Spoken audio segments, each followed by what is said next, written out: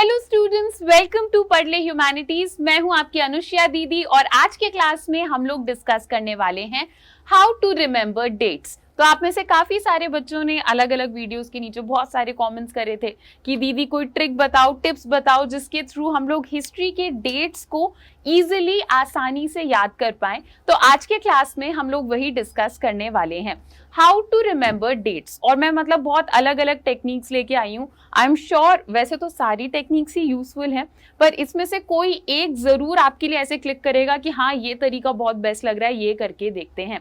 तो ह्यूमैनिटीज के सारे स्टूडेंट्स के लिए एंड जो बच्चे 7th 8th 9th 10th में है, मतलब जिनके पास भी हिस्ट्री है, जो डेट्स में फंसते हैं, सब के लिए ये क्लास इंपॉर्टेंट है। ठीक है, चलो तो स्टार्ट करते हैं हम अपना लेक्चर। तो सबसे पहली चीज जो कि आपको डेट्स के बारे में पता होना चाहिए, जब भी आप डेट्स को याद करने बैठो किसी चैप्टर के, तो आपको क्या पता होना चाहिए, not all dates are important. ठीक है, बच्चे पता है क्या गलती करते हैं, आप लोग पहले हिस्ट्री का कोई भी एक चैप्टर अच्छे से समझ लेते हो, पढ़ लेते हो, है ना। फिर आप क्या करते हो, आप एग्जाम के 2 दिन पहले उस चैप्टर को खोलते हो और आपको लगता है कि सारी डेट्स इंपॉर्टेंट है, सब रट लेते हैं। ऐसा नहीं करना होता। ठीक है, सारी डेट्स इंपॉर्टेंट नहीं होती। तो आप अपना काम पॉइंट 1 ऐसे आसान कर सकते हो कि पूरे चैप्टर में आपको पता होना चाहिए कौन सी डेट इंपॉर्टेंट है, कौन सी डेट याद करने की जरूरत है। क्योंकि आधे से ज्यादा टाइम तो बच्चे क्या कर रहे होते हैं, वो ऐसे डेट्स को रट रहे होते हैं जिनकी कोई जरूरत नहीं है, एग्जाम में कहीं पूछा नहीं जाता, कहीं लिखने की जरूरत नहीं पड़ती। ठीक है, तो point 1 we should be very sure about कि डेट्स कौन सी याद करनी है। अब ये कैसे पता चलेगा कौन सी डेट याद करनी है। ठीक है, तो जैसे मैं आप लोगों की बात करूं तो आप लोगों के लिए तो इसी चैनल पे मैं आपको पढ़ाते पढ़ाते भी बताती रहती हूँ, ये डेट याद कर लो, ये डेट इंपॉर्टेंट है ना। इसके अलावा भी अगर आप किसी एग्जाम के पहले आपको लगता है कि कोई एक ऐसा चैप्टर है जिसके इंपॉर्टेंट डेट समझ नहीं आ रहे, तो आप कमेंट करो, रीच आउट करो, इंस्टाग्राम पे बताओ, मैं एक अलग वीडियो बना दूंगी कि कौन कौन से डेट्स इंपॉर्टेंट हैं। ठीक है, तो सारे डेट्स को याद करने के लिए आपको नहीं बैठना है। ये एक मिसकंसेप्शन है कि history is only about date, history तो मतलब सारे डेट्स को रट डालो, ऐसा हमें नहीं करना। ठीक है, चलो अब जो डेट्स इंपॉर्टेंट हैं, जिन डेट्स को हमें याद करना है, उन्हें याद करने की क्या ट्रिक है। पॉइंट 1, एक ट्रिक जो आप यूज कर सकते हो, फॉलो द क्रोनोलॉजी। ठीक है, इसका क्या मतलब है, सीक्वेंस वाइज आप चीजों को याद करने की कोशिश करो। आप लोगों ने देखा होगा कुछ डेट्स ना हमें नेचुरली याद रहती हैं। ठीक है, जैसे मैं ऐसी एक एग्जांपल देके समझाती हूँ। मेरा बर्थडे आता है 14 फरवरी को, ठीक है, और अगर उसके अगले दिन 15 को कोई चीज हो, मतलब कुछ बहुत ही अमेजिंग हो या कुछ बहुत ही खराब हो, तो वो मुझे ऑटोमेटिकली याद रहेगा पूरी जिंदगी कि एक बार मेरा बर्थडे था और उसके अगले दिन कुछ बहुत खराब हुआ या कुछ बहुत अच्छा हुआ। तो जब हम सीक्वेंस में चीजें याद करने की कोशिश करते हैं ना, वो जल्दी याद हो जाती हैं। ठीक है, अभी मैं आपको एक एग्जांपल के साथ समझाऊंगी ये चीज कि क्रोनोलॉजी में हम कैसे याद कर सकते हैं। कोई एक ईयर पकड़ लो जो आपको अच्छे से याद हो रहा है और फिर बाकी सारी डेट्स को उस ईयर के साथ रिलेट करते हुए चलो। ठीक है, जैसे फॉर एग्जाम्पल मान लो आपको 1914 डेट बहुत अच्छे से याद है। ठीक है, कोई एक डेट तो याद हो रही होगी, हिस्ट्री लिए तुम लोगों ने। ठीक है, तो कोई एक डेट तो याद हो गई होगी, बाकी डेट्स को इस डेट के कंटेक्स्ट में याद करो कि 1914 से 4 साल बाद +4 इयर्स बाद ये हुआ था, या 1914 से 4 साल पहले वो हुआ था। तो कोई एक डेट पकड़ लो और उसके कंटेक्स्ट में आप उस चैप्टर में सारी चीजें याद कर सकते हो सीक्वेंस वाइज। ओके, नेक्स्ट आप क्या कर सकते हो, make a group. Make a group का क्या मतलब है, जब हमें चैप्टर में पहला कोई ईयर दिखता है, ठीक है, जैसे अभी हम 1914 की ही बात कर रहे हैं, ठीक है, तो आप क्या करो, जब आप एक ईयर को उठाते हो तो आप उस ईयर से रिलेटेड सारे इवेंट्स को देख लो। ठीक है, तो मान लो 1914 में कोई 4-5 इवेंट हुए हैं हमारे चैप्टर में, तो आप क्या करो, एक पेज में लिखो 1914 और 1914 में जो कुछ भी हुआ, जितने भी इवेंट्स हुए, उसे एक ग्रुप में अपने टेबल में लिख लो। ठीक है, तो ऐसे आपको अलग अलग करके सारे इवेंट्स को याद करने की जरूरत नहीं है। एक ईयर उठाते हो जब, उससे रिलेटेड सारे इवेंट्स को साथ में लिख दिया करो। ग्रुप्स बना बना कर भी आप याद कर सकते हो।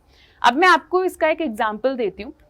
ठीक है, हम लोगों ने अपनी छोटी क्लासेस में पढ़ रखा है ना फ्रेंच रेवोल्यूशन के बारे में, 9th में भी पढ़ा, फिर 10th में भी पढ़ा, तो उसी से रिलेटेड एक एग्जाम्पल है। ठीक है, तो ये फ्रेंच रेवोल्यूशन के कुछ इंपॉर्टेंट डेट्स हैं।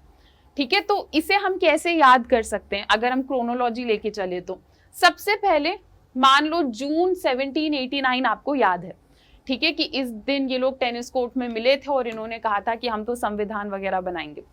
ठीक है, फिर आप ऐसे याद करो कि जून 1789 में टेनिस कोर्ट में लोग मिले, उसके अगले मंथ क्या हुआ, जुलाई 1789 में इन लोगों ने बैस्टाइल गिरा दिया। ठीक है, फिर अगले ईयर क्या हुआ, जुलाई 1719 में आते आते इन्होंने सिविल कॉन्स्टिट्यूशन फॉर क्लर्जी की बात करी। तो एक ईयर के कंटेक्स्ट में सीक्वेंस वाइज सब याद करते चलो कि इस ईयर ये हुआ, अगले ईयर ये, उसके अगले ईयर ये। तो इससे क्या होगा, एक ईयर आपको याद रखनी है, बाकी आपको खुद याद रहेंगे कि हाँ नेक्स्ट ईयर था, नेक्स्ट ईयर था, नेक्स्ट मंथ था, ऐसे। ठीक है, और ग्रुप आप कैसे बना सकते हो, जैसे आपको दिख रहा है कि ये दोनों ही चीजें 1789 में हुई हैं, तो हम जिस भी नोट्स में या टेबल में हम इन डेट्स को लिखेंगे, हम इन्हें साथ में लिख सकते हैं। ठीक है, कि 1789 में दो चीजें हमें याद रहनी चाहिए। ओके, तो एक तरीका तो ये है डेट्स को याद करने का। नेक्स्ट तरीका क्या है, ये आप लोगों ने मैथ्स में सुना होगा बहुत ज्यादा। ठीक है, सेम चीज हम लोग हिस्ट्री के साथ भी कर सकते हैं। मैथ्स में हमें बताया जाता है ना कि एक पेज उठाओ और चैप्टर के जितने भी फॉर्मूलाज हैं उसे आप लोग कहीं पे लिख लो, है ना, और लिखने के बाद उसे अपने स्टडी टेबल के सामने चिपका दो। ओके, और जब भी आप स्टडी टेबल के सामने जाओ, कोई भी टॉपिक अगर आप पढ़ने जाओ तो 5 मिनट के लिए रुको, फॉर्मूलाज को एक बार रीड करो और फिर अपना काम करने बैठो। तो रोज रोज 5 मिनट अगर आप रीड करोगे, इवेंचुअली वो आपको अच्छे से याद हो ही जाएगा। रोज रोज देखोगे तो भी डेट्स याद हो जाएंगे। ठीक है, तो ये सेम चीज हम हिस्ट्री में कर सकते हैं। एक पेज उठाओ, बहुत नीटली प्यारे तरीके से आप लोग उस चैप्टर के डेट्स को लिखो, स्टडी टेबल के सामने चिपका दो, और जब भी स्टडी टेबल के सामने से गुजरो या कुछ और करो तो उसे देख लो। ठीक है, अब देखो कुछ बच्चे ऐसे होंगे जो स्टडी टेबल को ज्यादा यूज नहीं करते होंगे। ठीक है, इसमें मतलब कोई गलत बात नहीं है, मतलब थोड़ी बहुत गलत बात है, तुम्हें पढ़ाई भी करनी चाहिए, पर अगर आप ऐसे स्टूडेंट हो जो स्टडी टेबल के आसपास ज्यादा बैठता नहीं है, एग्जाम के 1 महीने पहले या 1 वीक पहले ही आप बैठते हो, तो जिस भी एरिया में आप ज्यादा बैठते हो ना, टीवी के सामने बैठते हो, टीवी के साइड में चिपका दो। ठीक है, जहां पर भी आप ज्यादा रहते हो अपने घर में, ठीक है, कोई ऐसा एरिया जहां पे आपकी नजर पड़ती रहती है वहां पे चिपका दो। जैसे फ्रिज के ऊपर भी आप मैग्नेट वगैरह लगा के अपने इस लिस्ट को चिपका सकते हो। फ्रिज तो मुझे पता है तुम लोग जाते होगे, ठीक है, फ्रिज के पास तो जाते होगे बहुत बार, तो ऐसे किसी एरिया में आप लोग अपने इस लिस्ट को चिपका सकते हो, और जैसे जैसे हम नए नए चैप्टर्स पढ़ते जाएंगे आप उस लिस्ट को बदलते रहना। ठीक है, एक ट्रिक ये है। नेक्स्ट, अच्छा ये ट्रिक तो पता है उन बच्चों के लिए जिन्हें चीजें देखकर जल्दी याद होती हैं। ठीक है, कुछ बच्चे ऐसे होते हैं जिन्हें चीजें सुन सुन कर जल्दी याद होती है। तो आप लोग पता है क्या कर सकते हो, आप अपना फोन उठाओ, और हम लोग वॉइस नोट नहीं बनाते, हम रिकॉर्ड करते हैं ना अपनी आवाज, तो आप लोग क्या करो, अपने वॉइस को रिकॉर्ड करो सारे डेट्स बोलते हुए। ठीक है, तो मान लो आपने फ्रेंच रेवोल्यूशन के सारे डेट्स को बोल दिया, आपको ज्यादा टाइम भी नहीं लगेगा। अगर मैं डेट्स को बस ऐसे ऐसे पढ़ रही हूँ तो 2 या 3 मिनट लगेंगे, है ना, 3 मिनट में आपने अपने सारे डेट्स को बोल दिया। ओके, अब आप क्या करो, दिन में 1 या 2 बार जब भी आपको टाइम मिलता है, या जब भी आप गाने वाने सुनने बैठते हो, उससे 1 मिनट पहले अपने ही रिकॉर्डिंग को सुनो। ठीक है, अपने ही डेट्स की रिकॉर्डिंग को सुनो, तो आप बार बार अपनी आवाज में जब डेट्स को सुनोगे ना, आपको जल्दी से याद हो जाएगा। ठीक है, एक चीज आप लोग ये भी ट्राई करके बिल्कुल देख सकते हो। Next, teach it to your friends. ठीक है, ये मैंने बहुत करा। ठीक है, मैं यही करती रहती थी। तो जब भी हम एक टॉपिक याद करते हैं ना, ये सिर्फ डेट्स के लिए ही नहीं है, इन जनरल जब भी हम कोई टॉपिक याद करते हैं ना, उसके बाद जब हम किसी और को पढ़ाते हैं तो वो बहुत अच्छे से याद हो जाती है। तो मेरे साथ क्या होता था, तो मेरे जो कुछ फ्रेंड्स थे वो उतना मतलब एग्जाम के पहले उतना पढ़ के नहीं आते थे, तो हम क्या करते थे, मैं अच्छे से पढ़ लेती थी, फिर हम जैसे मान लो 9 बजे एग्जाम है या 8 बजे एग्जाम है, तो हम 1-2 घंटे पहले पहुंच जाते थे कॉलेज। ठीक है, फिर वहां पे मैंने जो कुछ भी पढ़ा है मैं उन्हें पढ़ पढ़ के रिवाइज कराती थी, तो इससे मेरा कॉन्सेप्ट भी सेट हो जाता था, उनको भी एग्जाम के पहले ब्रीफ पता चल जाता था कि अच्छा चैप्टर में ये सब है। तो अपने दोस्तों को पढ़ाओ, ठीक है। अगर दोस्त इंटरेस्टेड नहीं है तो घर में किसी को पकड़ लो, मम्मी पापा भाई बहन। मम्मी तो मुझे लगता है बहुत खुश हो जाएंगी कि अच्छा अनुष्या दीदी ने कहा है कि डेट सुनाने मुझे, मैं सुन लूंगी, ठीक है। तो किसी ना किसी को सुनाओ, आप ये बोलो, तो आपको और जल्दी से याद हो जाएगा। Teach it to your friends. एक और चीज, पढ़ते टाइम जब आप पहली पहली बार चैप्टर को पढ़ो, एक बार तो आप मेरे साथ पढ़ते होगे जब मैं कराती हूँ क्लास में, है ना। उसके बाद जब आप खुद एक बार रिवाइज करने बैठते हो चैप्टर को, तब स्पीक अलाउड, ठीक है। तेज तेज बोलो, रिपीट करो डेट्स को, ठीक है। तो कुछ बच्चे जैसे बस मन मन में रीड करते हैं, ठीक है। आप ये थोड़ा करके देखो, अपने रूम में थोड़ा तेज तेज बोलो, बार बार रिपीट करो, आपको जल्दी याद होगा। इसके दो फायदे हैं, एक तो आपको जल्दी याद होगा, दूसरा आपके घर वालों को विश्वास होगा कि अच्छा बच्चा कमरे के अंदर पढ़ ही रहा है, ठीक है। तो ये भी आप ट्रिक ट्राई कर सकते हो। नेक्स्ट क्या है, टेस्ट योरसेल्फ, ठीक है। तो आप में से काफी सारे बच्चे होंगे जिनको क्विज वगैरह करने में बहुत मजा आता होगा, है ना, अपने आप को चैलेंज करने में मजा आता होगा। तो आप सारे लोग क्या कर सकते हो, जैसे मेंटी कर सकते हो। आप 5-6 लोगों का एक ग्रुप बनाओ, ठीक है। 5-6 आपके फ्रेंड सर्कल में लोग होंगे, किसी एक बच्चे से बोलो कि तू डेट्स के ऊपर मेंटी बनाओ, ठीक है। और फिर तुम सारे लोग पार्टिसिपेट करो मेंटी में, ठीक है। बारी बारी फ्रेंड सर्कल में एक एक इंसान को ये काम दे दो कि आज तुम्हारी बारी है, तुम मेंटी बनाओ, आज तुम्हारी बारी है, तुम डेट्स के ऊपर मेंटी बनाओ। तो हफ्ते में 1 बार 2 बार अपने आप को टेस्ट करोगे, क्विज लोगे, या फिर मम्मी को बुक पकड़ा के बोल दो कि मम्मी मेरे से डेट्स पूछो, इवेंट पूछो, अपने नोट्स पकड़ा दो अपने भाई या बहन को।